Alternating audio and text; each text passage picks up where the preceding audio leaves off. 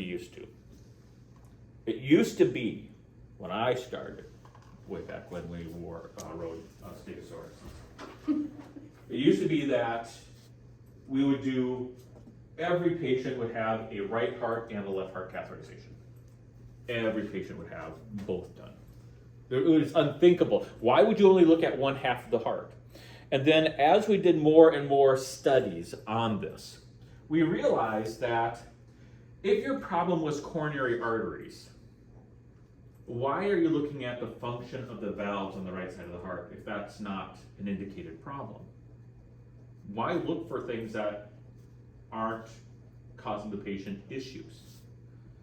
What information are you going to get about myocardial infarctions from looking at the right side of the heart? It's not going to help you. And you're putting an extra hole in the body. So instead of having one hole you have to worry about sealing and bleeding from, you created two, and you don't give us a good reason why you created two. In the left heart, you're looking for coronary arteries, you're looking for an infarct. The right heart catheterization is not going to tell you the effect of an infarct. It's just not going to tell you anything at that instant. And then we realize that there's other ways to get that information that are less harmful to the human body. We can get most, not all, but most of the same information. It might not be as accurate, and that's going to be something that you're going to hear me say throughout this section. It's not going to be as accurate, but you can get most of the same information by doing a cardiac ultrasound. And a cardiac ultrasound has the benefit of not causing harm to the human body, whereas we could. We're sticking a major vessel, even though it's a vein and it's easier to stop, we're still sticking a major vessel in the body. We increase the risk of blood clots. We increase the risk of bleeding. We can cause vessel perforation even with the catheters that we use. There's a lot of risk here. We could cause pulmonary embolisms. We could damage valves. So if we can do it in a way that doesn't cause the patient harm, like a cardiac ultrasound, maybe we should. Now, cardiac ultrasound, in some instances, are going to give them more information than we could. So it's better to do it that way anyways. But there are some things that we are still more accurate on. Or that the cardiac ultrasound might see something, and the doctor says, okay, that looks bad, but how's it functioning? So in the cath lab, one thing that you have to think of ourselves as is we're physiologists. And what do I mean by that? Cardiac ultrasound, okay, they do physiology, and I'm not saying they're not physiologically minded, but they're mainly visual. They look at things and they make measurements visually. And that's good. That's helpful. Okay? Seeing something that's not working properly or seeing something that's broken helps. So, for example, if I came in here and somebody says, I think something's wrong with the door, and they send me a picture and the door looks like it's been like hammered by something, somebody took it and like just hammered against it, I can look at that and say, yes, that door looks like it is not functioning properly. That's important. But in the cath lab, what we can do is we can go into the heart and we can measure, but does the door work properly? And that's a different statement. Something can look like it's not functioning properly, or it could be that it's not working well, but it can still work just fine. And I don't want to replace that door if I don't need to, because that's extra money, right? Well, in the body, I don't want to replace things in the body unless I have to, because that's going to cause more problems down the road. Every time we try to fix something, we cause more problems. So think about it this way. How many of you in high school had a fancy, nice car?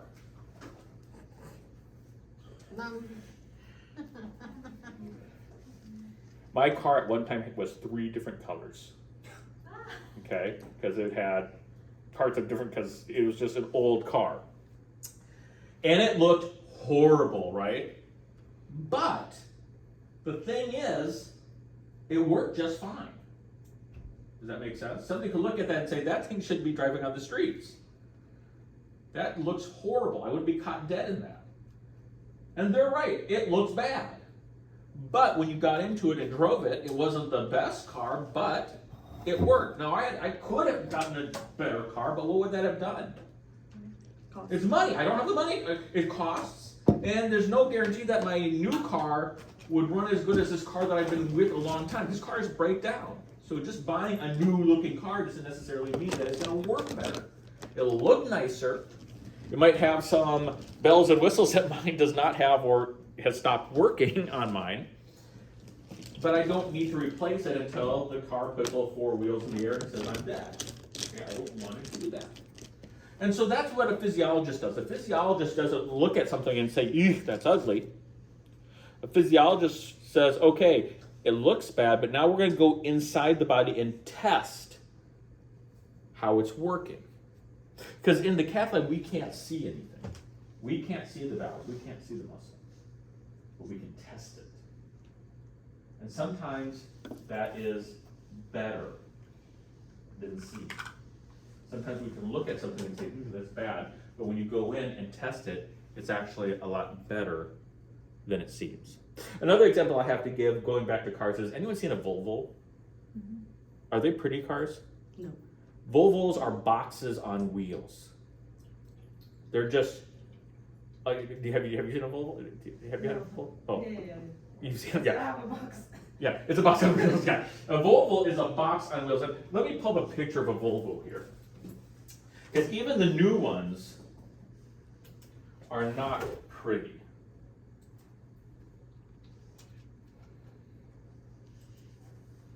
I mean, they build for function, right? It's just Yeah, for so this is they're getting better, but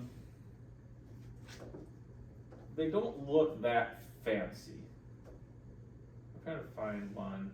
Yeah, okay, yeah, here's kind of this is kind of it's kind of a boxy thing, isn't it? It doesn't have, I mean, it's cool, it's better looking than my cars, but it's not like these sleek sports car. They're boxes on wheels. However, the one thing that you'll find out is Volvos have the longest lasting life expectancy of any car on the market. These things I have a friend who's still driving around a 1980s Volvo. I mean, this thing won't die, okay?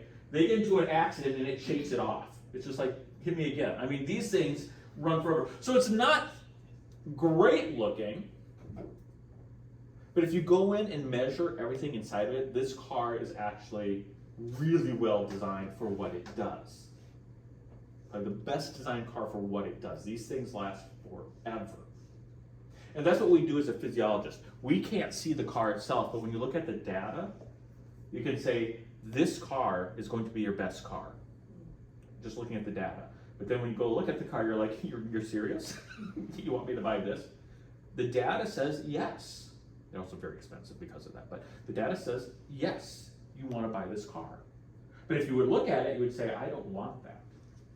Does that make sense? So a physiologist goes beyond the looks and says, how does it work? And that's what we do in the cath lab. We can't see the valves, but I can tell you very accurately how that valve works. And our measurements about that are going to be more accurate in most circumstances than echoes, because the echocardiography is measuring function outside of the body. Where are we measuring function? Inside the heart itself. So there's no way that data, if we do things correctly, there's no way data from echo regarding physiology should be better than the data of the cath lab. Matter of fact, it's always compared to the cath lab. Whenever they say echo is effective enough, they compare it to our data, because our data has to be the most accurate because we're inside the body. But the thing that echo can do that we can't is they can see. So they can see the valve and get sufficient data, but in the cath lab we can't see the valve, but we get the best data. Does that make sense? But if I can do the study without entering into you and get sufficient data, I should, because I don't want to cause harm to you if I don't need to. So we don't do right heart caths as much as we used to, but we are definitely used to verify and validate what echo finds. Especially if the doctor's on the fence. If the doctor says, should I replace this valve or not? Should I give this patient this therapy or not? We're on the fence with echo. Looking at echocardiography, we're on the fence if I should do something. If you're on the fence, the best place to get the most accurate data is bring them to the cath lab, and we will direct that. An example of this is we had a patient, when I was in the lab in Lincoln, Nebraska, we had a patient who was pregnant, and she was having breathing difficulties. And the doctor sent her to the cardiologist to figure out what's going on. And cardiologist first ordered this woman to have an echocardiography done. The echocardiography showed severe pulmonary hypertension, which, according to the cardiologist, he stated, you're better to end the pregnancy rather than because you could die because of the pregnancy. And the woman said, I don't think that's right. I don't think I'm that sick. And he's like, the echocardiography says, this is the situation. And so the doctor said, okay, we'll do a heart cath on you. We don't like doing heart caths on pregnant women. Why? Radiation. Radiation and contrast and all these things that could put stress on the fetus. So we bring her to the cath lab. Plan to use very little radiation. Remember, the right heart cath, we don't take pictures really. We just use radiation very quickly to make sure we're in the right spot. And when we got done with it, we're like, her pulmonary system, it's a little elevated, but it's fine. And the cardiologist lost his mind. He's like, that can't be. Echo said Echo must have done something wrong then. So he sent her back to an echo. They did the echo on her. Echo still said, this is hypertension. She's at high risk for maternal mortality. He's like, what's going on? Brought him back to the cath lab a second time. We did a second cath on her. No contrast used, very little x-ray. And we had the same data that we got before. We're like, no, echo is wrong.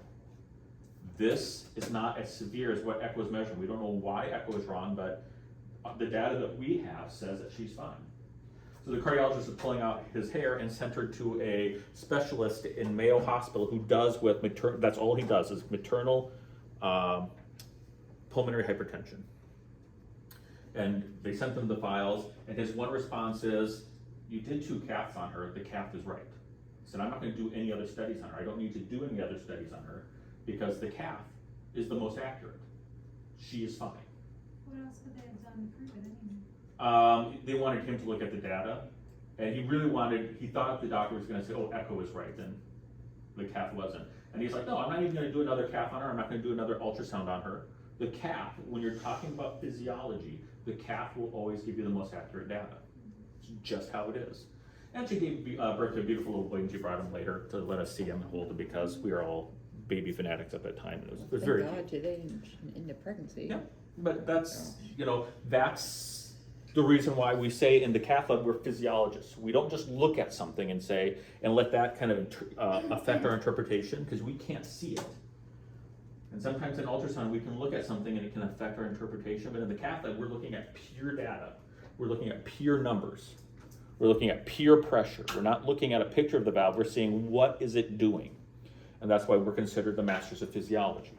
So we don't do right heart caths as much as we used to, but when we do them, we need to make sure we're doing them properly because we are considered the most accurate. But if your setup is incorrect, guess what happens to your accuracy? It goes wrong. It goes away. So the cath lab, nobody should be more accurate than the cath lab unless the cath lab is lazy in their setup. If the cath lab doesn't set up the equipment properly, all the data we record is useless. It's wasteful. If I don't set everything up properly, everything I measure is incorrect. And I just turned the most accurate procedure that we have for diagnosing physiological events in the body, I've just tossed it out the window.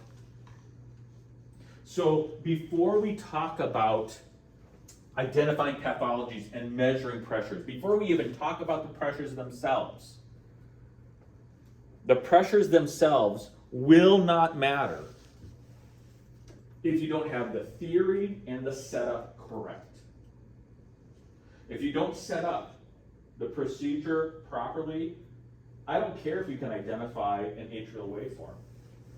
I don't care if you can identify a ventricular waveform. I don't care if you can identify an arterial waveform. Because if you don't have the equipment set up right, none of that matters. It's useless information. So we are going to start talking about hemodynamic theory today. Now, a couple of different things. For this section, we're going to be looking at Grossman, chapter 10, 227 to 254, and it talks about hemodynamic theory. What are we doing? Why is the catheter considered the most accurate physiological procedure? What are the parts of the hemodynamic process? How do we ensure that our data is correct? We'll be going to this PowerPoint here. 2 assignments. We have a hemodynamic theory quiz, which is based upon the PowerPoint and the reading, and the physiology review quiz, which is based on everything else we learned. Everything you learned in the spring. So it's a review of everything that you have in the spring. And that is due next week. Okay. Because I don't have time to cover everything in physiology again, you need to bring that information forward. I don't remember if I downloaded this or not, so we're just going to do it again.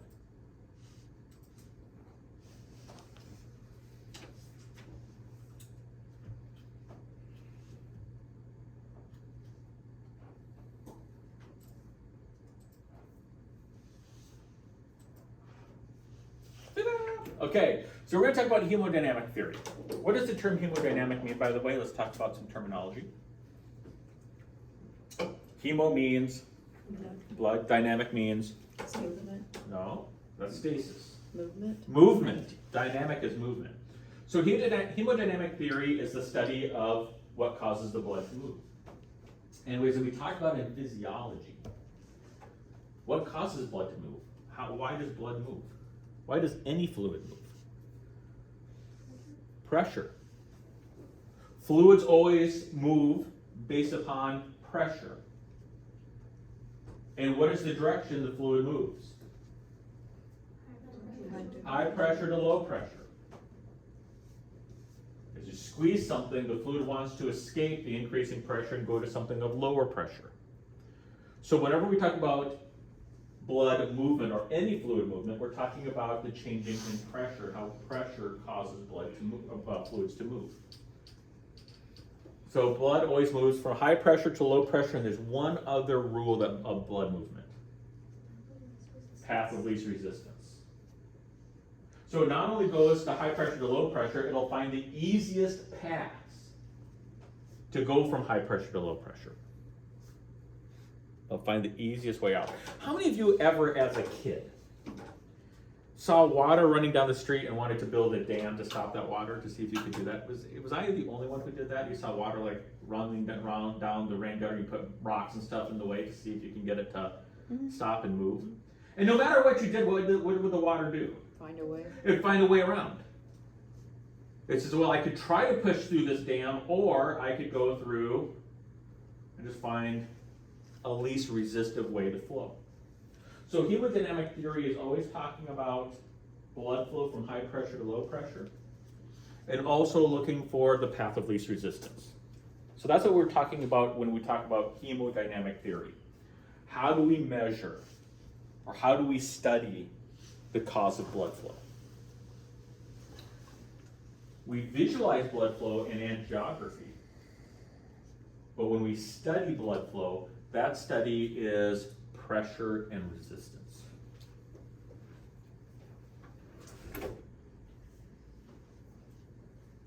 It's kind of like us, by the way, before I go on. Humans are a lot like fluid. What do we do when we're put under pressure? Yeah, you try to get away from it, right?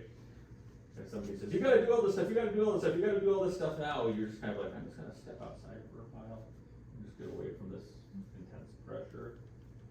And if you're looking at a job and you're trying to figure out, gosh, I don't want to do this, how can I get this job done? What do I always try to figure out? The easiest way to do it, right? I want to do this job the easiest way possible. So, just think about that way. You're kind of the same thing as a fluid. You try to avoid a lot of pressure, and you try to find the easiest way around things. It's just how we work. So we have a lot to talk about. We have to talk about hemodynamic theory. How do we measure pressure? Pressure is a weird thing. Hemodynamic equipment. What equipment do we need to do this? Terminology. What are special words that we use when we study hemodynamics? Waveform interpretation, the Wiggers diagram, and then we're going to talk about something called thermal dilution cardiac output. So this is the talk about theory. So hemodynamic theory is nothing more than measurement of pressure within the cardiac and vascular systems. Now here's the thing, pressure. This goes back to physics. I love physics, but this goes back to physics. Pressure is an odd thing. We know what it is, but it's hard to describe and we can't see it. We experience pressure. It's not something you can see. You can't see pressure. It is a force. It is defined as a force exerted on the surface of an object or volume. So I'm going to come to Stacy here. Now, when I do you mind if I put my hand on her head? Is that okay? Okay. So if I put my hand on her head right now, what is my hand doing to her head? It's applying pressure. Does everyone agree with that? My hand on her is applying pressure. Now, how much pressure am I, not Stacy, but anyone else, how much pressure do you think I'm applying to her head? Like? You can't tell. Who's the only person who can tell? Stacy. Because pressure is directly associated with the object or the surface that the force is placed upon. So I can't see it. So you can see, yes, there is probably pressure on Stacy's head, but when it comes to how much pressure, you can't see that. You can't see the amount. You can assume pressure is being applied, but you can't see the amount of pressure that's applied. Pressure is a force that you can't see. You can feel it. You can see that it's being applied, but you can't see the force itself. Okay? So we have a very strange role to play in physiology. When we're doing a hemodynamic diagnostic procedure, we're trying to record these physical forces and the change of these forces as the heart contracts and the blood moves. But you can't see it. And by measuring these forces, we can determine how well the blood should be moving.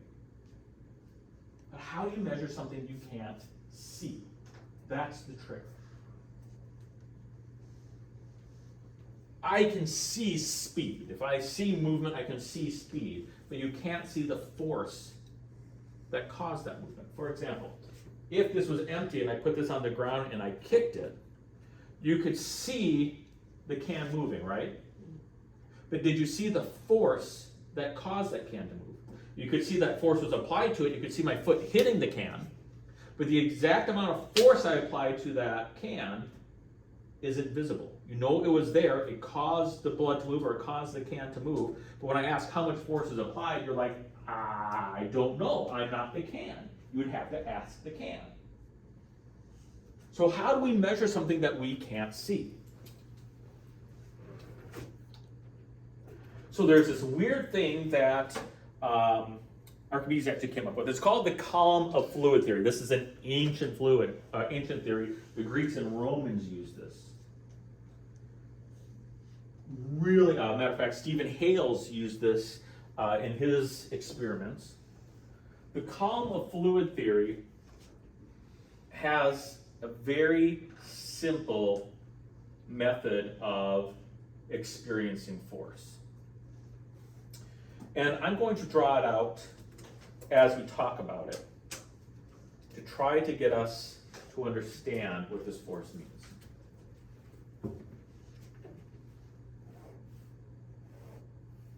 So, blood is moving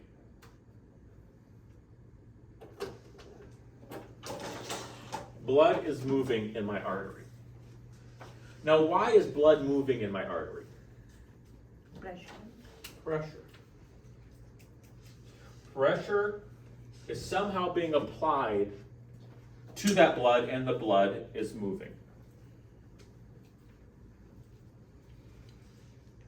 That's why blood moves. There's pressure applied to it. Now, I know that, but unless I'm inside that blood vessel, I can't experience that pressure. I know pressure is there, but I can't feel it. I can't experience it. I can see the blood moving, but I can't experience the forces causing that blood to move. But the column of theory says, you know what? I can actually take the force inside that artery and get it out of the body. I can take the force that's inside that artery right now, and I can actually transmit that force out of the body.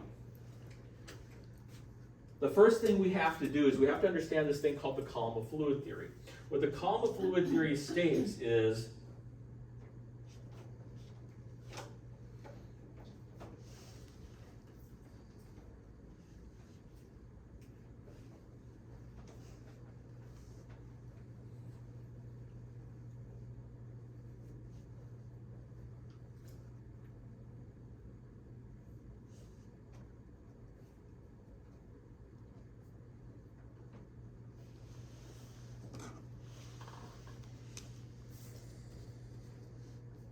the column of fluid theory states that pressure is distributed equally.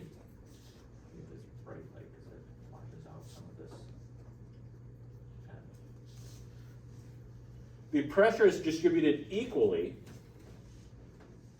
through a column of fluid. That didn't work very well. I'm trying to get this so it's not as bright. As close as I can. So what does that mean? Well, if I have a solid column of fluid and nothing changes in that column, the pressure at this end should equal the pressure at that end. Okay? That's what the column of fluid theory is. In the column of fluid, if I apply pressure at one end, that pressure is distributed equally throughout that column. The force that is applied to the whole column. The force isn't just applied to the blood here. The force is applied to the blood here, and what does that blood do? And it applies it to the blood next to it, and what does that blood do? It applies it to the blood next to it, and what does that blood do? It applies it to the blood next to it. So as I apply force to this blood over here, that force is transmitted and applied to all of the blood in that column equally. So if I measured the force of pressure here, and I measured the force of pressure here, as long as nothing has changed, what will my force be? C. They'll be equal to each other. So throughout this entire column of fluid, the force applied at one end should be equal throughout the entire column as long as nothing changes in that column. Okay? If that is true, all I need to do is put a column of fluid into the vessel and have it exit the body. Let me show you. If I put a catheter right here,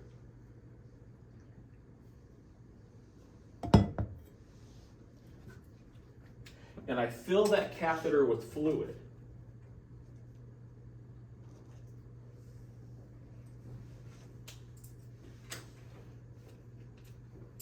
the pressure applying to this blood here, I'm tired of shiny ones. Oh, I don't want shiny one. Where's my non-shiny one? Okay. The pressure applied to the blood here is going to be applied here. It's going to be applied here. And all of a sudden, that pressure is going to hit the fluid in my tube. And what's going to happen to the pressure applied to the fluid into the tube? It's going to be applied to the fluid in the tube, and that pressure is going to be transmitted through that fluid into the tube until it leaves the body. But you said as long as nothing changes in the column. And nothing has, I don't have anything drastically changing in the column. We'll explain that here in just a second. I've created a column of fluid all the way back. Okay? There is no spaces, no gaps, no nothing. There is a continuous column of fluid from one point to the other. And as long as I do that, that force should remain pretty equivalent. It might not be exactly, but pretty equivalent all the way back. So what I have done is I've taken this pressure that's inside the body and I have given it a way to exit the body. Okay? And this allows me to take the pressure that's being applied to my blood and to take that pressure and then transmit it to a source that could measure it. So an example of this, if I go back to Stacy. Stacy, I want you to put your hand on to Kim's head, please. Okay, so go ahead and take your hand off here for a second. So this is just me applying pressure to the blood, right? Can you feel that? Yeah. Is it increasing and decreasing? Yeah. Can you feel that? No. No. But if I take a column of fluid and put it into my blood vessel and attach that column of fluid to a measuring device, as I press on her head, what can she do? Good. So, Can you feel the pressure now? mm-hmm. And if I let go, Mm-hmm. it transmits. Okay? So that's the thank you. That's the column of fluid theory. I take that pressure that's in this column of blood and I transmit it by adding a second column of fluid, and that same pressure is applied to that column of fluid all the way out. Okay? It's an ancient theory. We've been using it. That's basically how aqueducts work. That's basically how even our water towers work that way. With a water tower, what happens is as you turn on your faucet, gravity in the water tower, gravity's pushing down the fluid in the water tower. That fluid is pushing down the pipes to your home. And when you open up that faucet, that pressure pushing down from the water tower into the pipes comes out of your house. It's the column of fluid theory. There's a constant flow of water from the water tower to your faucet. When you turn on your faucet, the pressure in the water tower, that gravitational force pushes it to your sink. It's the column of fluid theory. We'll note that. Yeah. So that's the column of fluid theory. Okay. So we've used this for centuries, but now what we're going to do is we're going to use it and we're going to measure it. So the Romans and you don't care what the pressure is coming out of your faucet as long as it's coming out, right? As long as there's sufficient coming out, you're not like, what's the pressure here? We only get worried about it when water stops coming out, right? When you turn on your faucet and it goes bloop, bloop, bloop, all of a sudden you're like, water pressure is low. What does that even mean? Well, it means that the force somewhere is disappearing. The force in the water tower is disappearing. Something is wrong. So the column of fluid theory is the way for us to take the pressure that's in the blood and transmit it through the catheter to our device. Now, there's a couple of rules that we have to follow for this, though, for this to work.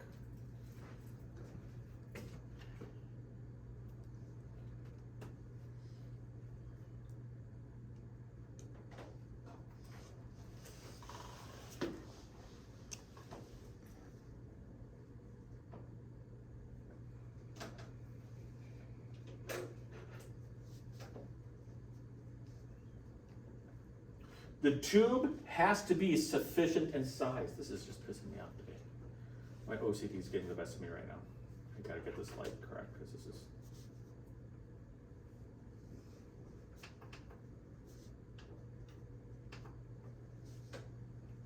There, I'll do that. Okay, the tube has to be sufficient in size. If the catheter is too small, it won't transmit the pressure adequately. If it's too big, it won't transmit the pressure adequately. In the left side of the heart, the pressure is so high, it doesn't really matter. So if we're talking about arterioles,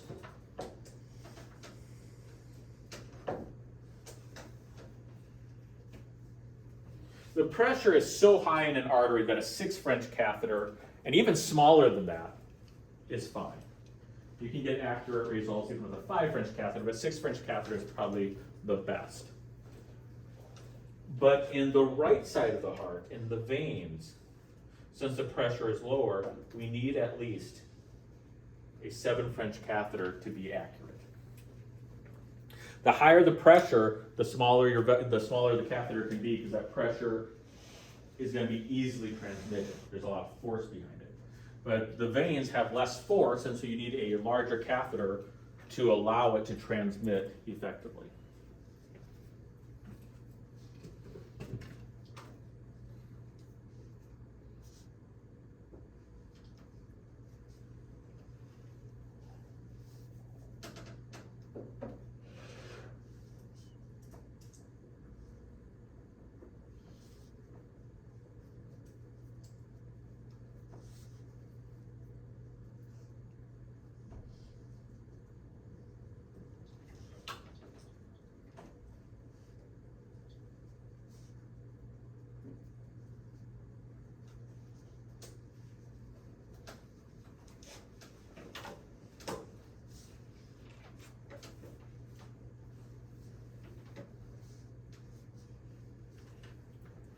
The second rule is the fluid in the column has to be equal to or have a lower viscosity than the blood.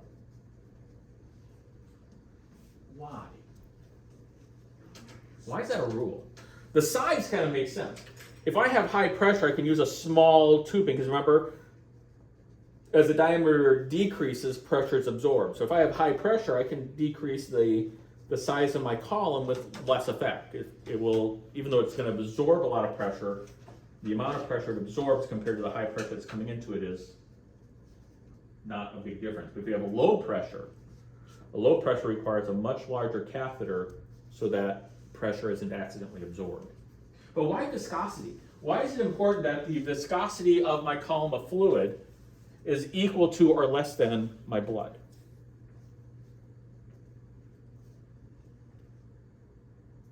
Well, we are going to do a little experiment here.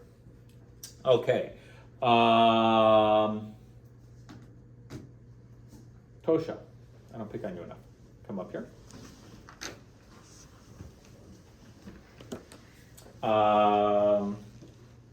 Vanessa, come up here. I want you to both grab a chair. Okay. Actually, we'll just use the same chair here. Okay. So, what we're going to do is you're going to each push this chair one at a time to that back wall. Okay, so this is my column of fluid. So this is my blood flow here. This is the column of fluid here. This empty space here. We're going to pretend there's air here, right?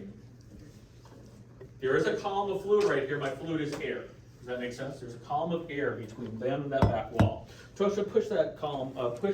Apply force to that chair through my column of fluid to the back wall. Go ahead and do it. Go. I want you to walk it back. Oh. Push it as you push. Yeah, just. Okay, pretty easy, right? Give it back to her. Okay, you do the same. Pretty easy, right? Okay, so now what we're going to do, come back here, is watch what happens now. Tosha, she's going to start pushing it, but halfway down, I want you to sit on the chair. Okay, I don't want you to pause. I want you just yeah, don't slam into the ground or anything. So as you're just start pushing, go back a little bit further, Tosha. Start pushing, and I don't want you to change the pressure. Okay, I want you to keep pushing at the same pressure, but she's just going to sit down on the chair when you get by her. Okay, we're going to see what happens to your motion. Ready? Go. Don't change the pressure that you're putting. Don't slow down. And what happens to your ability to push it? It slows down. That's right. Okay. So get up and let's do that. Tosha, we're going to do that to show that it's not just Vanessa being weak. Tosha, come up here. We're going to do the same thing. Yeah, Tosha. Well, yeah, you can do it on the way back. That's fine. So Vanessa, sit right there. Yep, stand right there. Start pushing it at a regular rate. Do not change your force. Sit down on it. Just sit down. She's going, I saw her. Okay, you stopped it. But is it as easy to push? No. Is it going as fast? No. So what's the only thing that's changed? Force. The weight of an enzyme. I'm not calling you guys heavy or anything. Don't miss. But the weight that is being pushed against. The same thing happens with the viscosity. If you have something of low viscosity, all of a sudden hit something of high viscosity, what happens to some of that pressure? Some of the energy is absorbed. As you saw, Tosha was like, oh, and Vanessa got onto it and was like, oh, I got that graphic. Oh, it slowed down. She was applying the same force, but all of a sudden, some of that force was lost from motion to weight. So to get the accurate measurement of how much force is applied on the blood, the fluid in my column has to be equal to or less than the pressure in the blood. It can be less than because you're not going to add force. Having a less viscous fluid doesn't add force because force has already been applied. But having more viscous fluid will take away force. That force is not being used to move the fluid anymore. That force is being used to move fluid and pushing against the extra resistance of the viscosity. The reason we bring this up, the reason we talk about this confusing concept of the column of fluid having to have less viscosity than the blood, is that it means what cannot be in my column of fluid. What's something that we use in the cath lab that cannot be in my column of fluid? Contrast.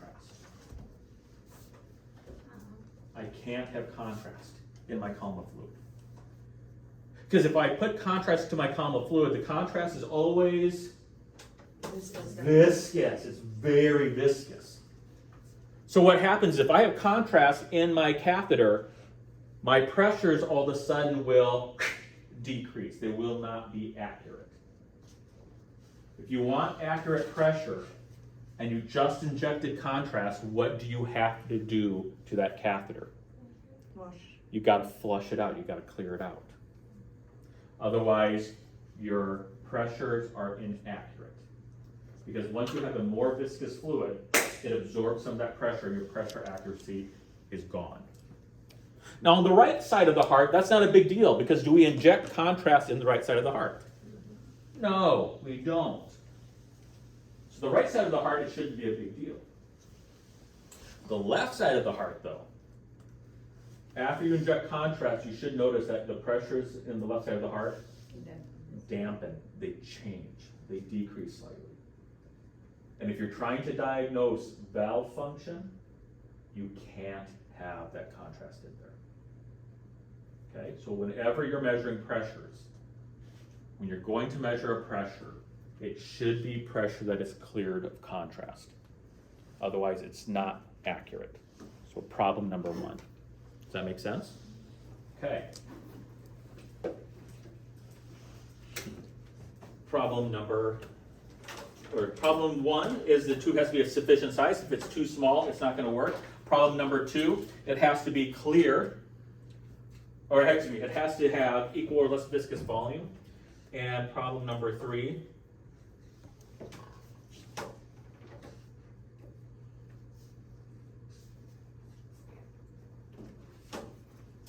it can't have air bubbles.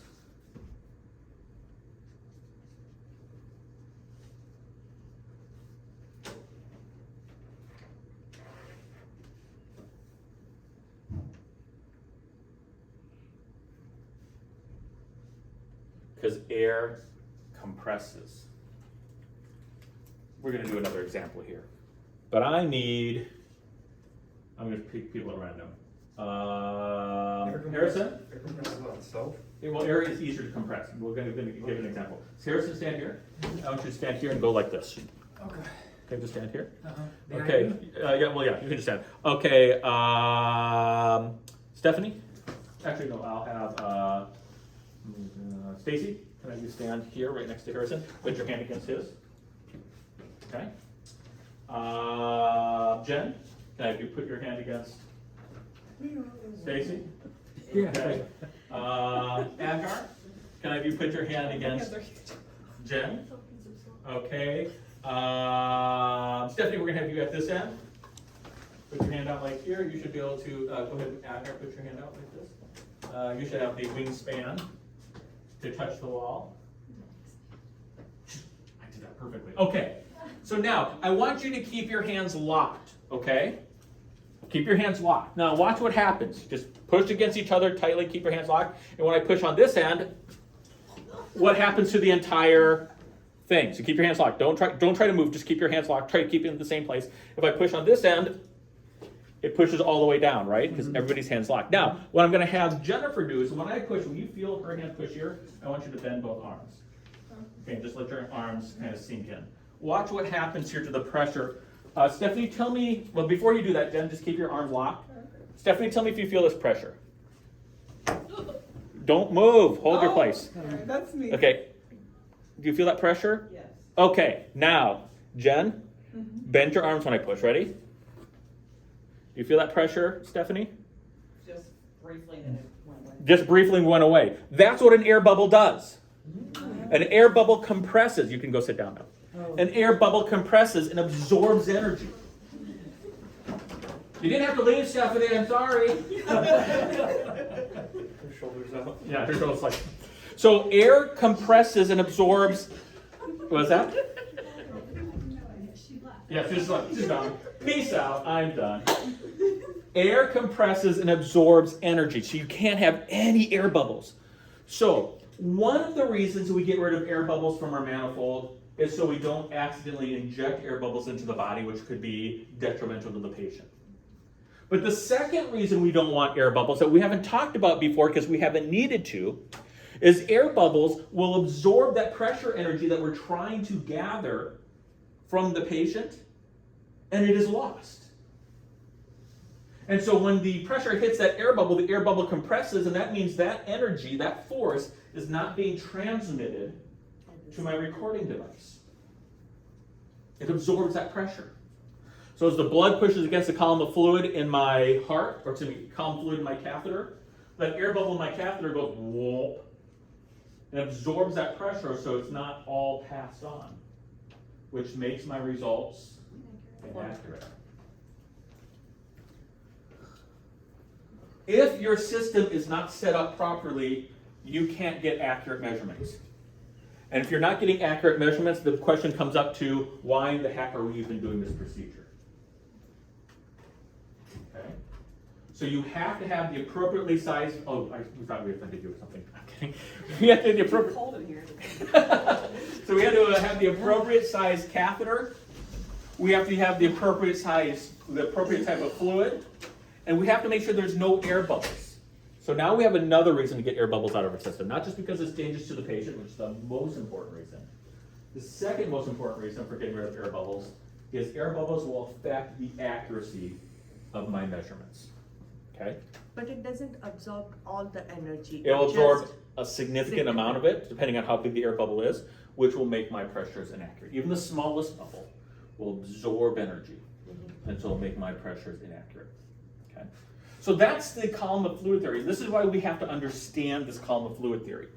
Because if you don't understand all the different pieces that are necessary for it to get to work properly, which is appropriate size tube, appropriate size column, appropriate type of fluid, and absence of anything that could get in the way or could absorb. Last one. Not only do I have to have no air bubbles,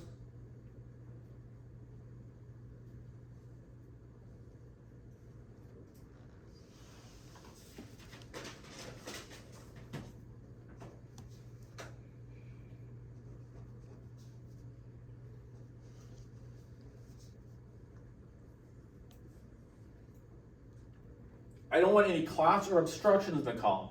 And obstructions could also be a kink in the column, something that restricts. Okay? I don't want any clots or kinks in the system. Because if the pressure hits so if I have a column of fluid, so all those people who are lined up here, if I had this column of fluid, matter of fact, where are my people who are in that column of fluid? Here. Okay, go ahead and stand up and do a lineup again for me. Just have this idea. Line up again. Same spot. Same spots, yeah, same spots. Assume your positions. Okay, so now I'm going to do this, and can you feel this, Stephanie? Okay, now watch what happens when, I'm going to borrow your chair, your table for a second. If this is blocking you, this is now totally in your way. Watch what would happen. Instead of pushing on the column of fluid, they would push on the table, and what would happen to the pressure? Decreased. Not only decreased, it is Lost. stopped. A clot would stop it. This kink in the catheter that interrupts my column of fluid stops the pressure transmission. Because mass absorbs pressure. And so if you try to push through a clot, the clot's just like, and will absorb all that pressure. A kink will absorb all the pressure. So you can't have an obstruction in the system either. Okay, you can go ahead and advocate that. Okay. So it has to be correct size. It has to be correct type of volume. It has to have no air bubbles. It has to have no clots, obstructions, or kinks. Okay.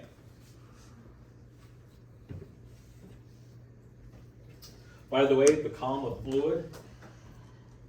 What fluid do we want in our column?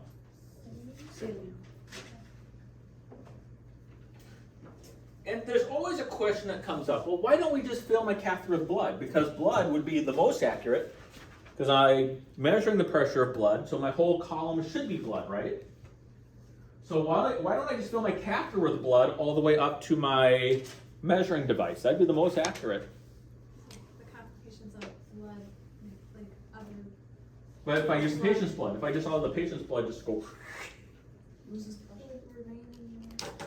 so what? I mean, it's pushing its blood all the way. But the pressure, Maybe expose it. But it's a closed system. It's sterile. It still wouldn't clot. It's clot. That's right. It will clot because catheters don't prevent blood from clotting. Blood would clot in that catheter eventually. So yeah, I could fill my catheter all the way up to my measuring device with blood. But what would happen to all that blood? It clot. So this is less viscous than blood. Yeah, saline is way less viscous than blood. So then our results aren't purely accurate anyway. Remember, lower viscosity doesn't add pressure.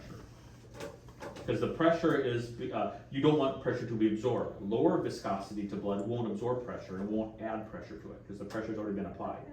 But viscous will absorb pressure. So less viscous is not a problem. More viscous is a problem. Okay. So this is what you have to have for the column of fluid theory to work. Does that make sense so far? Okay. But now we have a new problem. We have an issue that we haven't talked about, is that there's different types of pressure. There's different types of pressure. And we'll take a break and we'll talk about why this is a problem. Okay? So go ahead and take a break. And my models, I will use you again here when you get back from break. So take about a 5 to 10 minute break and I'll use you again. Yes?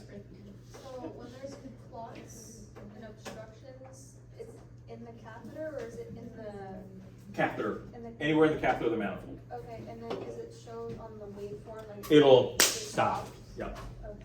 It'll stop or extremely dampen. It'll just absorb pressure. So in that case, you just take the catheter out and flush it? Aspirate it. You try to suck that clot out.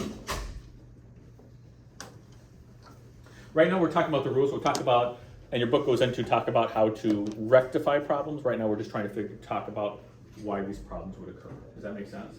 So we'll talk about that here. You know, what happens if my pressure all of a sudden goes?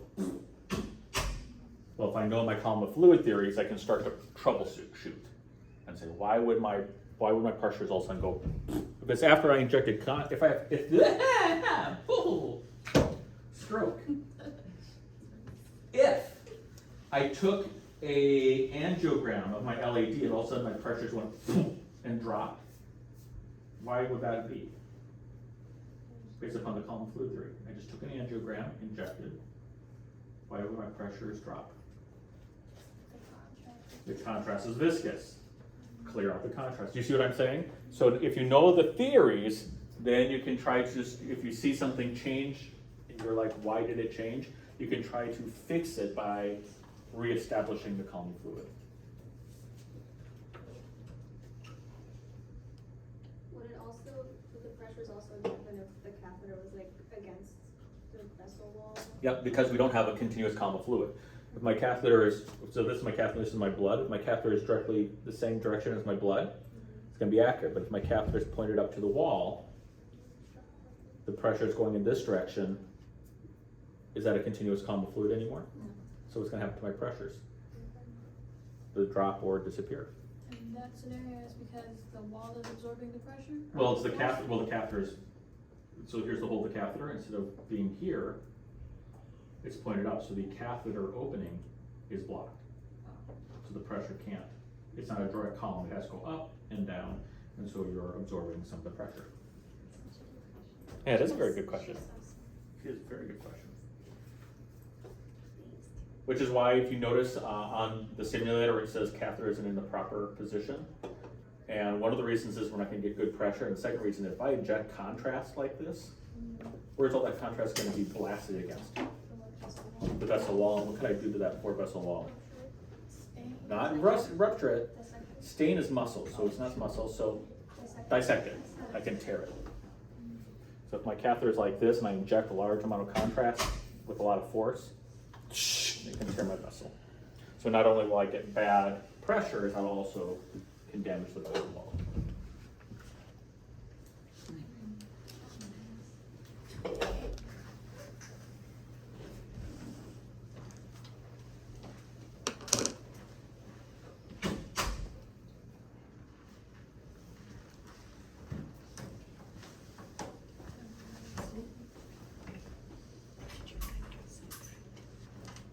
My what?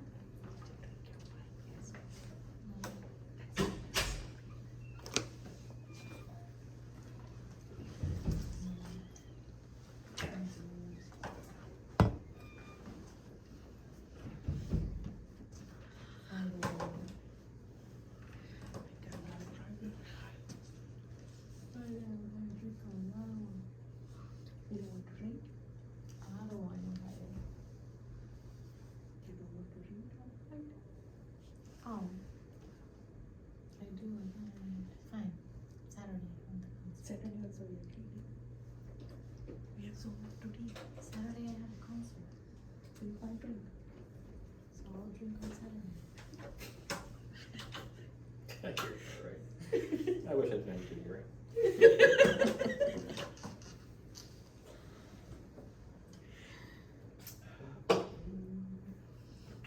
Then I'll go to sleep if we don't come and drink. No, it'll be Friday, but this Saturday. I'll wait for me. Sunday, I hope okay.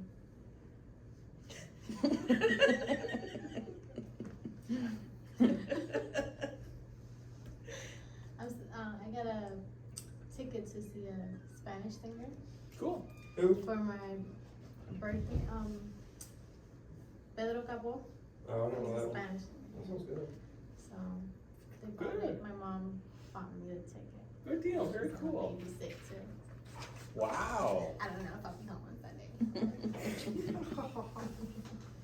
She may be incapacitated, is what she was saying. A little hydration therapy. Steal a saline bag for your clinical. This nurse got fired, not fired, but she got into a behavioral health thing. She was drinking and she started calling the ER. She wanted us to bring up bags of saline for her outside in the parking area.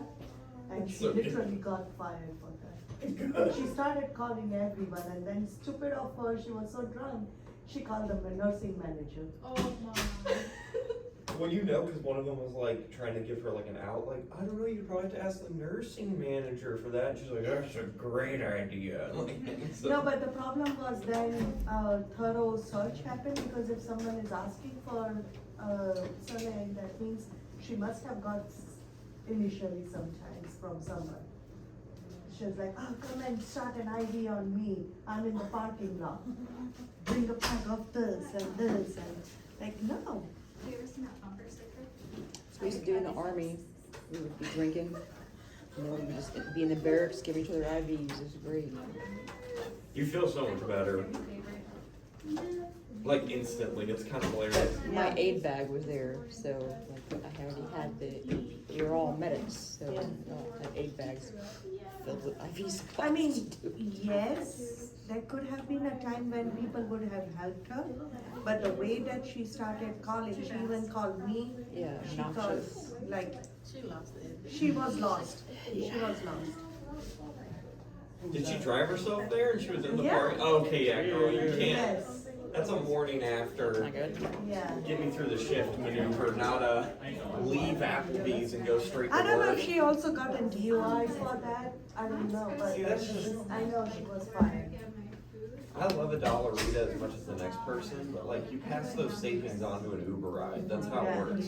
And a PTO day. Like that's how you should treat that sort of night. And I think it was because it's been a long, I've missed, like, when I normally have fed him, and then he gets really excited and just overeats.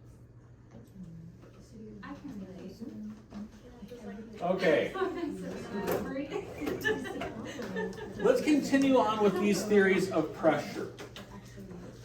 So we're starting to build up this idea of measuring pressures. And the first thing that we stated is that we're going to do this by creating a column of fluid. And the pressure that is applied to the column of fluid will be transmitted out of the body so we can attach it to something that can feel that pressure and give a number to it. I mean, I could put my finger there and say it's high, it's low, but it's very vague. But if I attach it to a device that can say it increased by this much, it decreased by this much, I can get a very accurate measurement of pressure changes and what the pressure is in the body. Okay?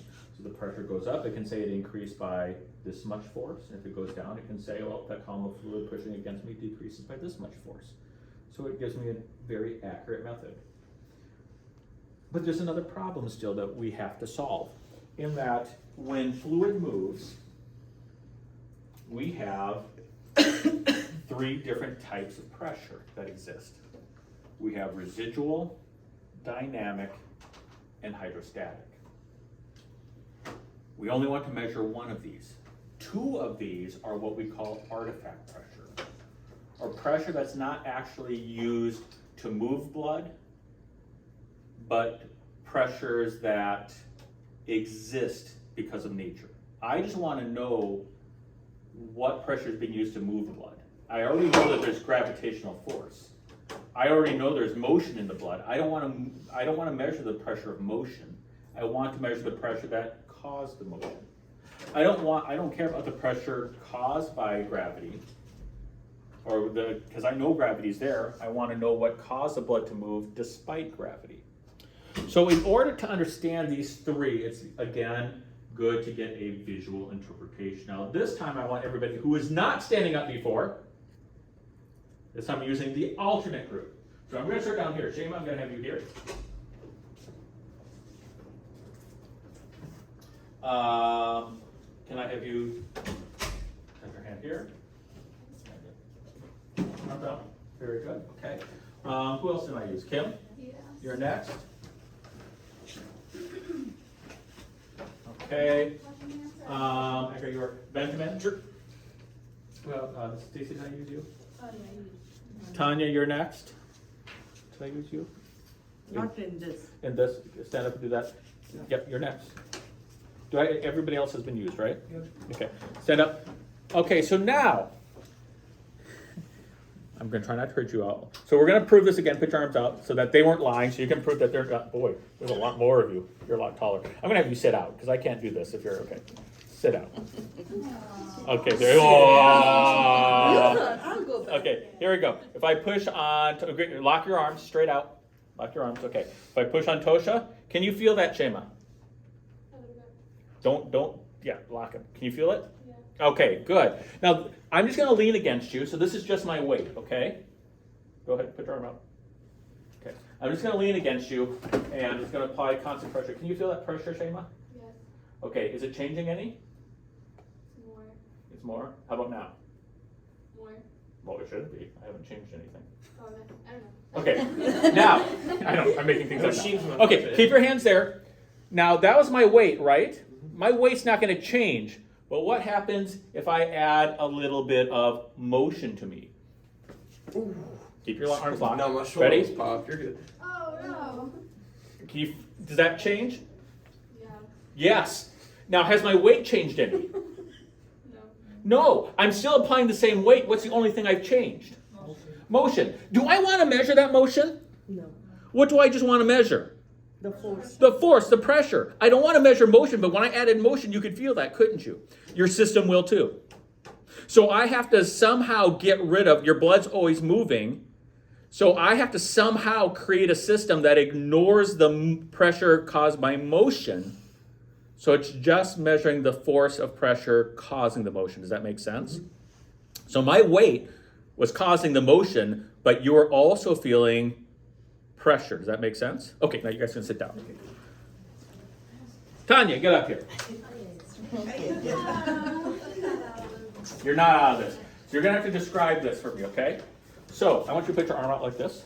This way or? No, just like this. Okay. So I'm going to put this book against her. Do you feel that?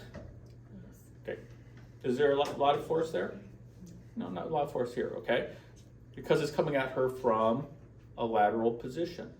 Put your hand out like this now. Is that a lot more force? Yeah. Has the book changed any? No, So what's the difference? the position. Gravity is adding to it, right? The book has not changed at all. But there's force here, right? I'm not going to change the book. Put your hand down or flip it. I haven't changed anything. What happened to force? It feels like it's increased. But the force itself, the book itself didn't change. What increased it is gravity. I don't want to measure gravity, do I? I don't want to measure the energy of gravity. I want to measure just the energy of the force that's pushing this. So what I want to measure in the body is this thing called static or residual pressure. That's the pressure that's actually causing the blood to move. I do not want to measure something called dynamic pressure. Dynamic pressure is the pressure of motion, of velocity. It's energy added because of movement. I want to know the energy that caused the movement. I don't want to know the energy of the movement. And I also don't want to have the effect of gravity. Because gravity will affect the pressure that I record, as Tanya noted. If I place it directly against her, she's like, that's easy, when all of a sudden we added gravity, it felt like there was more force. But in reality, the book itself hadn't changed. It's just its relationship to gravity. I don't want to measure gravity. I know it's there. I want to measure what's happening regardless of gravity. Does that make sense? How much pressure is actually being applied to your vessels? Pure energy, pure force. But I have to create a system that will record this, but somehow eliminates these two. Okay? The column of fluid doesn't care. The column of fluid says energy is energy. Force is force. I have to create a system so that when the column of fluid senses that force, it gets rid of this force. It gets rid of this force, and the only thing I'm left with is the static force that I want to measure. Because the column of fluid will measure all of this. And I have to tell the system, I have to build the system. You can't tell the column of fluid, ignore this, because the column of fluid doesn't think. I have to build a system that will ignore these other two forces. Is that kind of making sense? Okay. Another way I can explain this is, if you walk up to a car and touch the car, are you going to go flying? No. Okay. If the car is going 30 miles an hour and you touch the car, will you go flying? Has the car changed? No. Have you changed? No. The only thing that has changed is Motion. the motion, that's dynamic pressure. Okay? So there's ways that we can alter this.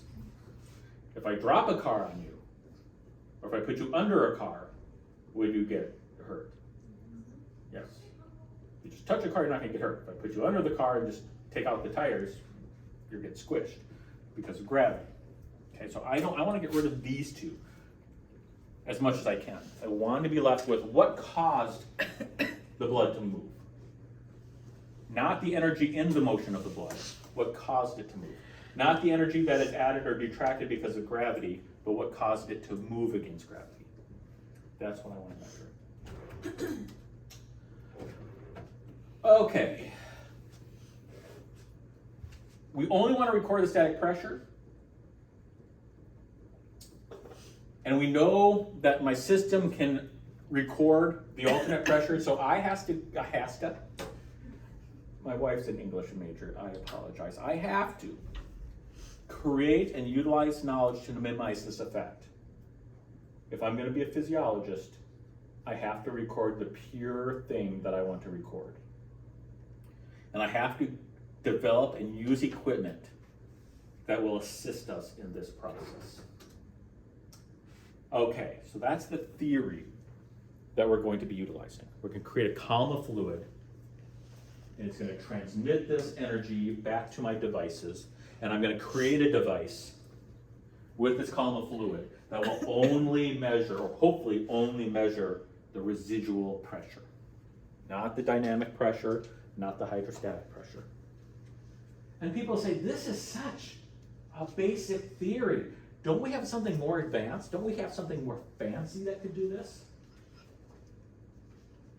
But the key is, the more simple a system is,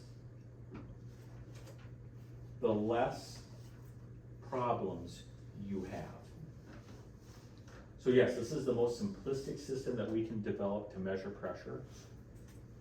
But because it's so simple, there's very little variables that we have to worry about.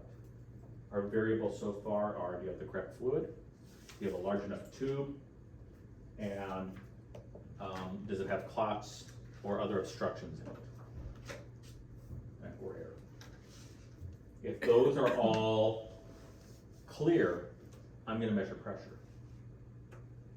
There are more fancy things that can do it. But the simpler the system is, the easier it is to control, and the more control I have over it. So let's talk about our equipment. There are 4 things that we need to have in order to create this column of fluid, or get this column of fluid theory to work. The first thing is the transducer. That's what we're going to spend the most time on. It's a magical device called the transducer. We then need to have a catheter and specific tubing that connects the catheter to our transducer. Okay? So the catheter is our column of fluid. So we have the pressure of the patient, and the catheter is going to create the column of fluid, and we have to connect that catheter, that column of fluid, to my transducer. So I need special tubing to do that. We need a flush system, because we have to keep that column of fluid fresh. I don't want blood in that column of fluid. I don't want contrast in that column of fluid. So to keep clots from forming, because clots would affect my column of fluid, to ensure that there's no air bubbles in the system, because that's going to affect my column of fluid, and to make sure it's saline and nothing else in my catheter, because that would affect my column of fluid, I need to have a system that will allow me to flush saline or heparinized saline down that catheter, just to make sure that my column of fluid stays pristine. Yes? So is that manifold, or is that? For us, it would be the manifold. If you have an indwelling catheter long term, there's actually the pressurized saline that we hook up to our manifold. We can actually hook that up to a pressure system, and it does the same thing. We use the manifold though, but up on the floor, we'll just have a pressurized heparinized saline bay connected to it, just so you can flush out that catheter periodically to keep that column of fluid fresh and correct. But yes, that's for us, it's the manifold, because we're going to do more than just flush it. And then, of course, what's important, I have to see the pressure, and so in order to see the pressure, I need some sort of monitor display. Okay. And in the cath lab, it's that big monitor, right? And you see the pressure waveforms on that? That's our monitor display. Okay. But there's a question that comes up that everyone always asks. I see this cool little graph on my line, right? You said I can't see pressure. You can't. That graph tells you how many millimeters of mercury pressure changes over time. So I have to create a system that can sense a change in pressure and graph it out. My pressure went up and my pressure went down. So that's what that pressure waveform that you see on the screen is. It is the system telling you this is how much the pressures change over time. Does that make sense? Because I can't see it, but as Stacy said, you can't see the pressure on her head, but can she feel it? Can she tell me when it's increasing and decreasing? Could she even probably tell me in a very simplistic way how much it's increasing and decreasing? But if I have a gauge on it, like a scale, I can tell exactly how much is increasing and decreasing. And that's what my system will do. And it'll put it on the screen in a visual format. Now, in reality, I could do this. Because the gauge just tells us numbers. So I could say, oops.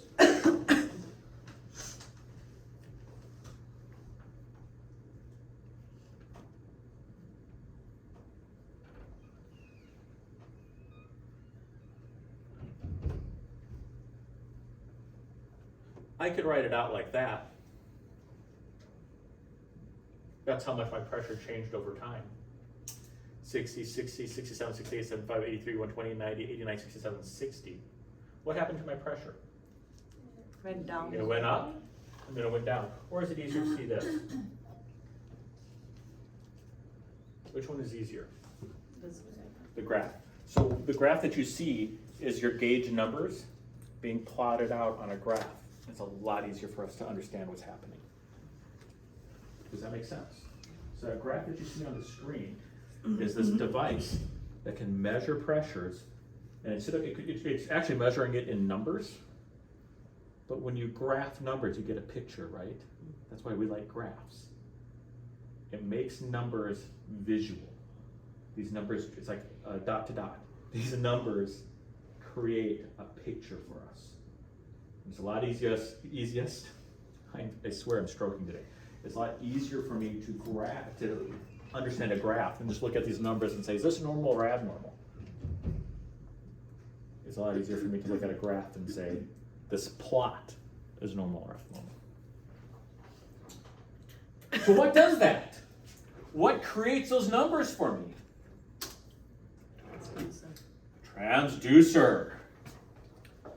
Okay, the term transducer means to transform one form of energy into another. That's what a transducer does. Now, we've talked about a transducer already. We talked about an ultrasound transducer. And we said that the ultrasound transducer is what type of transducer? Starts with a P. Piezoelectric transducer.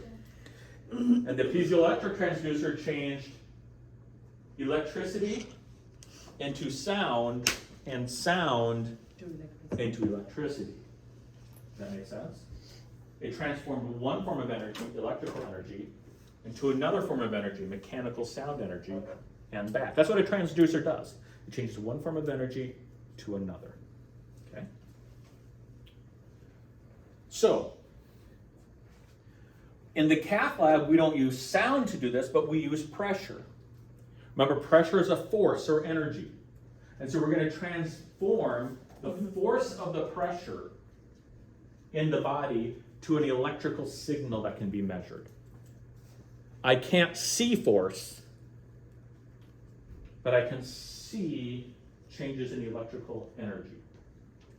You might say, how do we do that? We'll get to there in a second. This is the idea behind it. We're going to take force, and we're going to transform force into an electrical signal. It's very hard for me to measure force, but I have cool tools that allow me to measure electrical signals. The type of transducer utilized in invasive hemodynamic recording is called the Wheatstone Bridge mechanical transducer. In reality, the full name of this thing,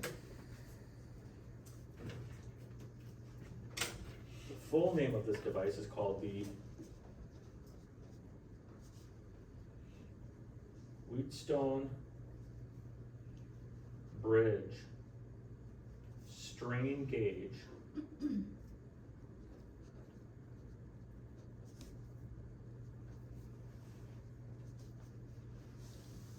mechanical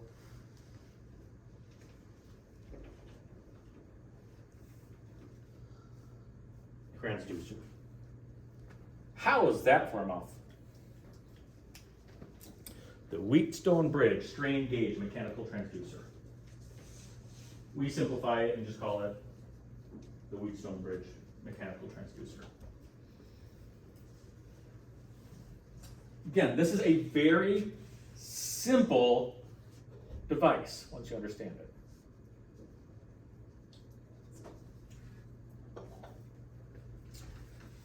And it was that gauge, yep. It's a very simple device. We made it a little more fancy because instead of using wires, we use microchips. But the process is still the same. It's smaller, it's fancier, but it still uses the same process, which is insane. Because this is, I think, 18th or a 19th century theory. This is really old. We've made it fancier by using modern technology, but it still does the exact same thing. When you look at this, you're not going to like me, but we'll explain how it works. So this is the Wheatstone Bridge mechanical strain gauge transducer. Okay. Now, there's a couple of things that I want to point out here. And I'm going to point it out up here, and then we're going to draw it out and try to explain how this happens. Okay. First, this is where the pressure comes in. So this is the part of the transducer that is connected to the manifold and to the catheter. This is the patient-facing side of the transducer. So pressure comes in to this space here. Is everyone following me so far? Okay. So this is all filled with fluid, believe it or not. Then I have this D, it's called a diaphragm. And this diaphragm is a device that has little flex points to it so it can be pushed in and pushed down. The diaphragm is connected to a plunger system. As the pressure increases, what do you think happens to the diaphragm? As the pressure comes in, increases, what happens to the diaphragm? It moves towards that. It moves inward. And what would happen to this plunger? Moves in. It moves inward. Does that make sense? So as pressure comes in here, the diaphragm moves and the plunger moves in. Is everyone following me so far? Attached to the plunger, I have these 3 wires attached. And they are electrified wires. There's a little current running through these. Did I say 3? I can't count what's on. 4. There are 4 wires attached to the plunger.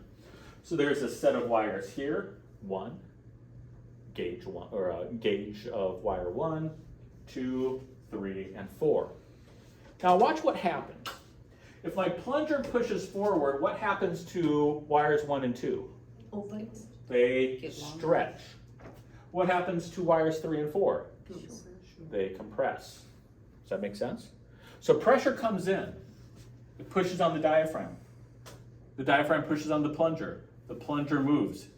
Wires 1 and 2 stretch. Wires 3 and 4 compress. When pressure decreases, what happens to the diaphragm?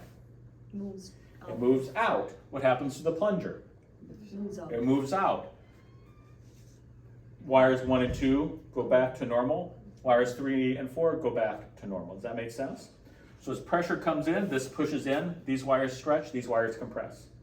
As pressure releases, this diaphragm pushes out, and the wires return to normal. Does that make sense? I'm just moving this back and forth, and the wires stretch, shorten, shorten, shorten. Does that make sense? Okay. Why is this important? Because we're not measuring pressure, we're measuring something, our system's actually measuring something else because of pressure.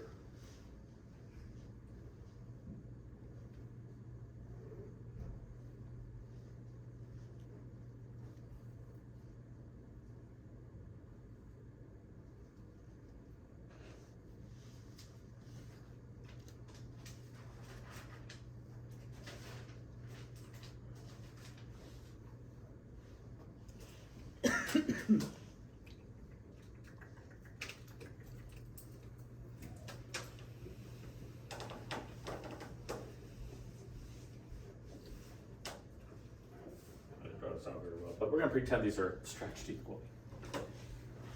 What I am doing is when we plug this into your system, if you notice all transducers that you have set up, if you watch your scrubber set these manifolds up, either the manifold is handed off completely or there is a little bit of a plug-in that they hand off to the circulator. The circulator plugs it into the system. Now when the circulator plugs that into the system, what occurs is a small current passes through each of these wires. Okay, so the orange lines are the current. Whoops, these should be going outwards. Okay. So we have a current going through all of these wires, okay? And what it is doing is the system's actually measuring the amount of current going through all of the wires. So when the wires are equally stretched,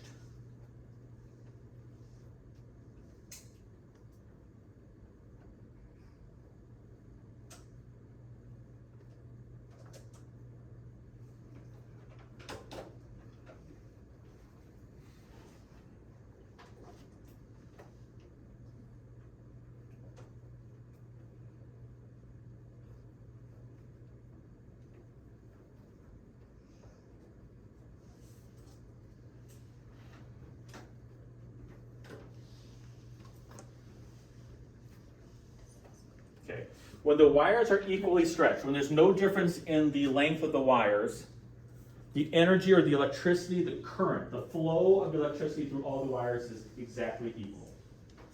There's no difference. Okay, so when the system's in a relaxed state, the current of the electricity, which is the amount of the amount of the electricity that's flowing through this wire, which is current is the amount, is the same as the amount of electricity flowing through this wire, which is the same as the amount of electricity flowing through this wire, and the same as the amount of electricity flowing through this wire. Okay? And the amount of electricity is dependent on the resistance to the electricity. As resistance goes up to electricity, what happens to the amount of electricity that flows? It decreases, that's right. So the resistance of all these wires is exactly the same. Okay. Does everyone understand this theory? So, what happens when pressure increases, the diaphragm is going to be forced in this direction. The plunger is going to be forced in this direction. Which means these wires are going to lengthen, and these wires are going to shorten. And something weird happens when that occurs.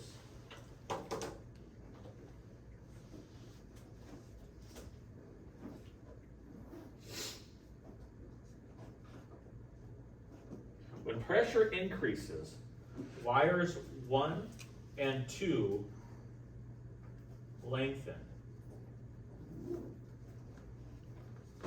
Wires 3 and 4 short. So wires 1 and 2 stretch, wires 3 and 4 compress. Let's see how much you guys know about electricity. You all took physics, right? And you're like, I regret every minute of it? Okay. What happens to resistance of a wire as you stretch it?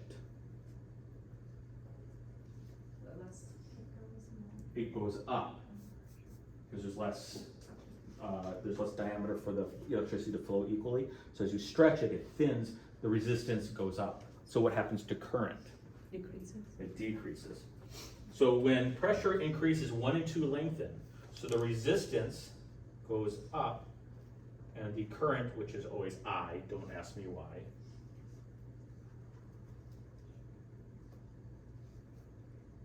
goes down. 3 and 4 are shortened. So what does that mean? Resistance is less. Yes. That's right, the resistance goes down and the current then Increases. goes up.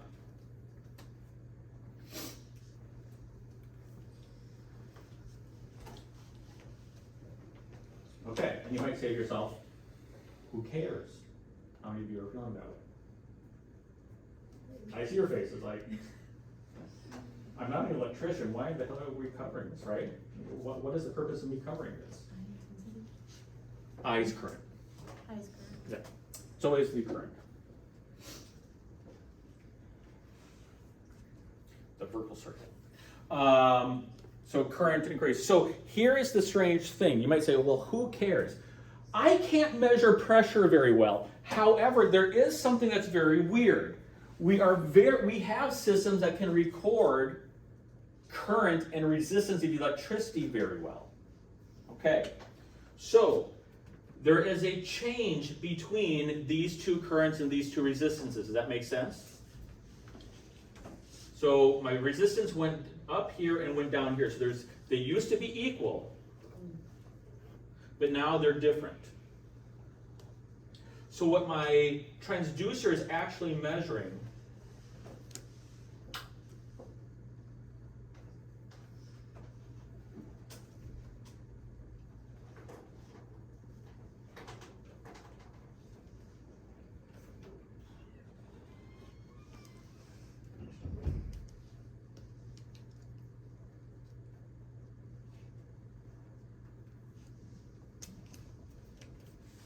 the transducer is plotting out not a change in pressure, the transducer is plotting out a change in current that is caused by the pressure. So as the pressure increased, the currents between the four wires changed. And I have a system that can measure how much current changed in comparison to each other. I don't have a system for pressure change. But I have a system that can measure very precisely how much did the current change between 2 points. Okay? So I measure the change in the currents caused by the pressure. So I'm changing pressure energy into what type of energy? Electrical. The changes in pressure caused a change in electrical energy. So I'm changing the pressure into how much did that pressure affect my electrical. The more the pressure changes, what happens to the difference in current? Changes. It changes dramatically. The less the pressure changes, what happens to the change in current? Changes. Less. So the more pressure changes, the more these stretch. The less the pressure changes, the less these stretch. And my system can measure very accurately how much did the electrical flow change. That's what we're plotting. I can't see and really measure pressure, but I can measure electrical activity. And then I take those numbers and what do I do on my screen? I can plot it on the outside. Pretty cool, right? It's a very simple system. I apply pressure at one end, it changes the electrical flow at the other. I change pressure into electricity, and my system is electrical. It can sense changes in electricity, and it can plot it out on a graph. That's how a Wheatstone bridge works.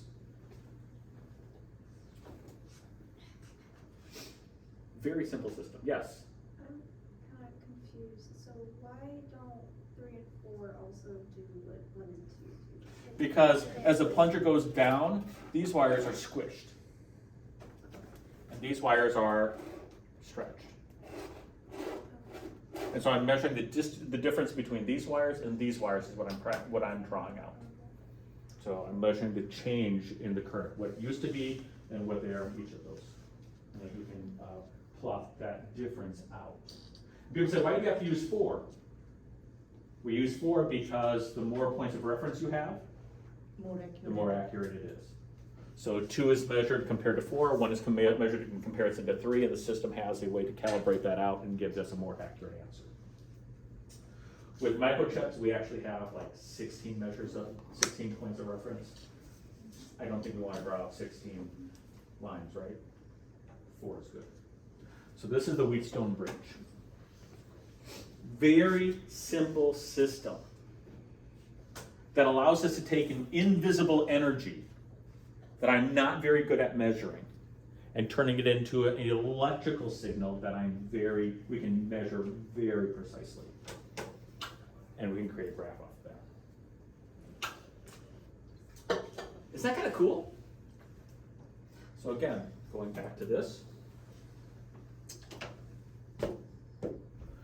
Pressure comes in, compresses, this pushes down, these two lengthen, these two shorten, and I compare the flow of electricity through all of them, I compare the current, and I can measure the difference in that current, and then plot it on the screen. It's a nice, easy system, right? So it is, the other opening is the one that is attached to the monitor? This? Yeah. No. The monitor has a plug-in that's coming out from this end. This is important though. You noticed that there was another opening here, didn't you? I'm glad you saw that. We haven't talked about this, Luca, have we? Don't say what. I didn't see. It's okay. I'm impressed that anybody did. Because I purposely left this out for a second. This is important because the Wheatstone Bridge is a very simple system, right? Unfortunately, like we saw with the column of fluid theory, a simple system, it means it's also sensitive to problems. They're easy to correct, but the simpler the system, the more prone it is to having problems because we have to build around it. So here's the problems. The first problem we have is it's very sensitive to gravity. It's very sensitive to what we call the hydrostatic pressure. Okay? Because remember, it's there to measure pressure and it measures the stretch between the lines and it doesn't matter where that pressure comes from. So I have to draw this out for you to help you understand what my issue with this is. Are you ready? Okay. So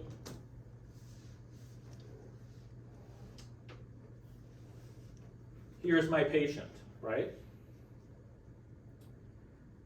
I'm going to draw a little blood vessel here, down his leg, or from his heart. Here's my blood vessel, right? My catheter is inside that blood vessel. So my catheter comes out, and let's say my transducer is connected way down there. So as the pressure comes out of the body,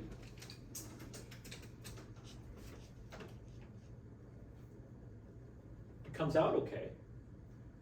But then what happens? It goes down. It flows downward towards my transducer. The transducer is not at the same level as my body. So gravity is doing what to that fluid column? Increasing. It's pulling it down more. What's that going to do to my pressure? Increase. It increases my pressure because I'm adding the gravity, like the book in your hand. When I added gravitational force, what happened to the pressure of the book? It increased. It felt heavier. So my transducer is all of a sudden going to take the patient's internal pressure and it's going to add gravity to it. And the lower it is from the body, what happens to the difference in pressure? Increase. It increases. Does that make sense? So it's very sensitive to gravity. It's a simple system. It's a stupid system. It doesn't know how high it is. It just says, oh, I'm measuring pressure. And as that gravity comes down, that poor little diaphragm is going to be pushed because the gravity is pulling that diaphragm down with that extra fluid, and I already have an abnormal pressure. Does that make sense to everybody? Gravity is increasing.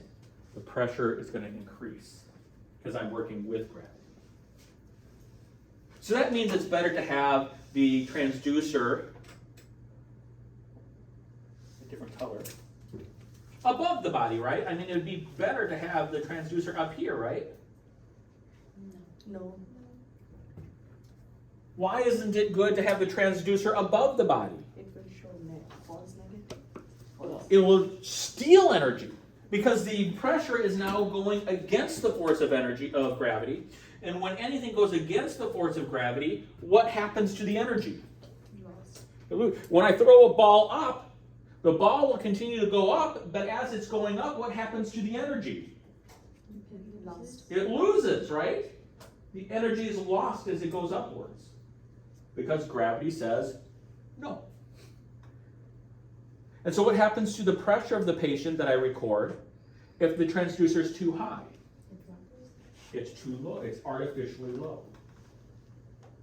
Which means my transducer has to be exactly as close as I can to where my catheter is. I can't have it too low or too high because my numbers are going to be wrong.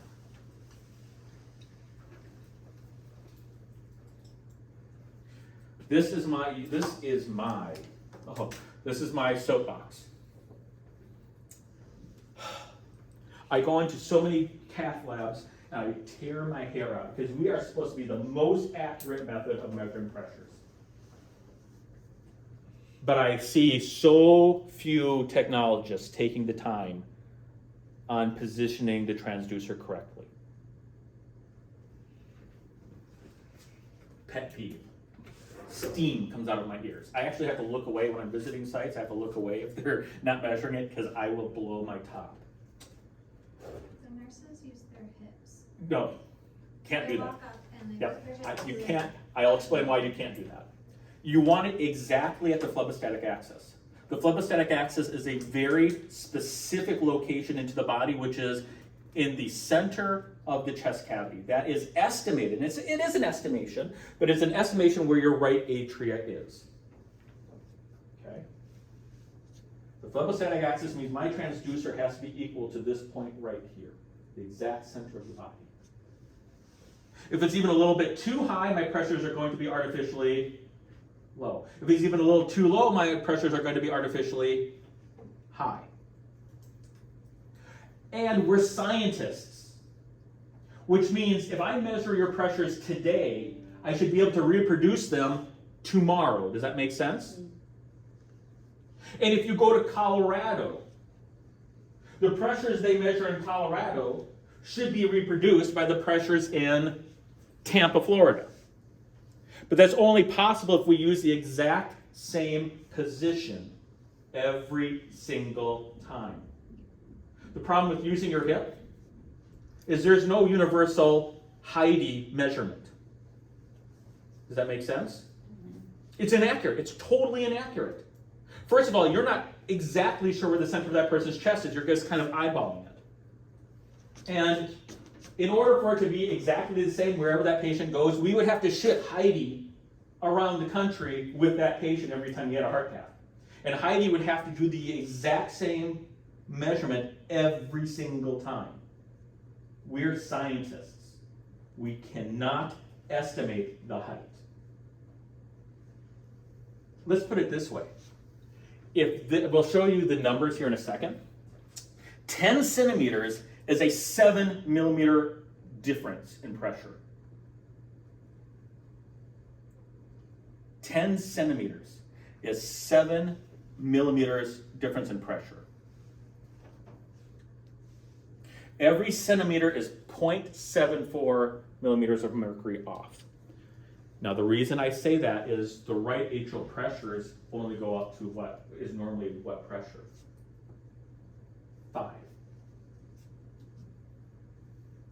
If I'm 10 centimeters off, high or low, I can make a patient who has a normal heart all of a sudden look like you have a pathology by putting it just 10 centimeters too low. If I put it 10 centimeters too high, I can make a patient with a pathology look like they have a normal heart.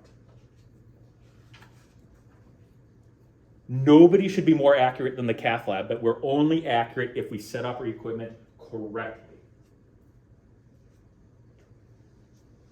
Drives me nuts. If you're not going to set up your equipment correctly, don't even do the freaking procedure because your results are meaningless. They're useless. This really scares me if you work at a hospital that does transplants. Because in transplants, we talk about this thing called transpulmonary gradient. That is a pressure difference between the lungs, or within the lungs. If your TPG is too high, you're off that transplant list. You won't get a transplant. So, if I position this incorrectly, I can make somebody who should be off the transplant list. If I push this transducer too high, a person who should not get the heart could possibly get a heart and waste a heart and possibly kill the patient. If a patient should get a heart and I place this too low, I could take a patient who's supposed to be on the transplant list and do what with them? Take them off. Remove them. There is no such thing as a Heidi measurement. And people say, well, I put my eye at the transducer and kind of look to see if it's in the center of their chest. Isn't that good enough? No, because angles do what? Change heights. The only way to accurately do this is to use a human caliper system. We call this a human caliper. And we have one downstairs. We'll practice it. How many of you have seen a human caliper used? Yes, thank you. Three. At least three hospitals give me hope for the life of the cath lab still. And it's a very simple, I don't know why we don't do this more, because it's very simple. You slide it under the patient, you measure the patient's chest width, and you do what to it?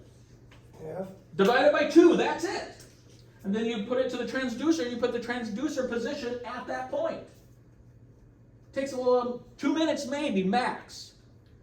And people say, well, what do you do with the bedding? If you have really thick, a really thick bedding, you slide it under the bedding and include the bedding in it. If you have really thin bedding, you don't really have to, because it's not going to make any difference. Okay? Oh, we didn't divide by 2. You should divide it by 2 because you want it half. Was just, oh, I don't know, because it would go like up to like here, I guess. Oh yeah, you can do it that way too. And You then can you measure, put you that- can position, but the most accurate way is to measure the chest Yeah. and then divide it by 2, because that's going to give you the halfway point. And that's what you want, is you want the halfway point. And there's even ones that have a little laser sight on them, so you can push a laser sight and it can show you the halfway point of the chest. It's really cool. This is the most basic, and this is the easiest one to use. The human caliper system. Okay.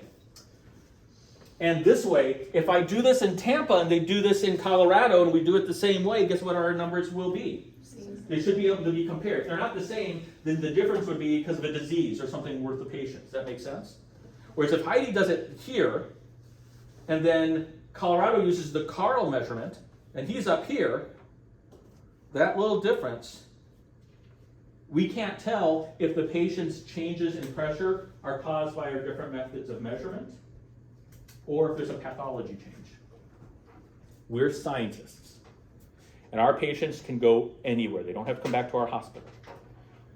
And so when a patient goes to Colorado and the hospital calls and says, hey, he says that he had a cath to you, we're seeing him, he's sick, can we get your data? They should be able to compare their data to us. But in order to do that, they have to trust that we set it up properly. Does that make sense? There's a lot of trust there. I'm going to trust that your hospital did it correctly. And the only one who knows that is your hospital. Otherwise, our data is useless.